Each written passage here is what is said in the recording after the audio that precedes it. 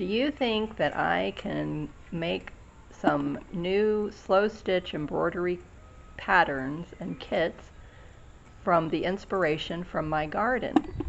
The first kit is going to be inspired and themed around blackberries and the garden. So let me know in the comments below, would you like to see me do this? Do you think I can do it? Where do you get your inspiration from? And would you like to follow along with me on this new series? So stay tuned. Be sure to subscribe to my channel and hit the bell so that you don't miss any of the video uploads to this new series.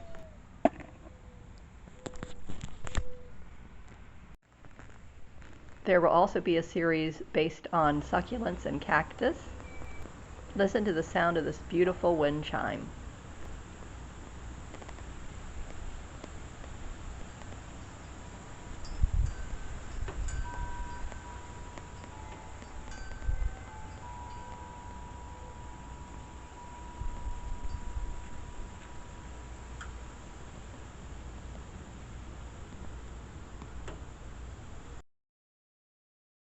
So what inspires you?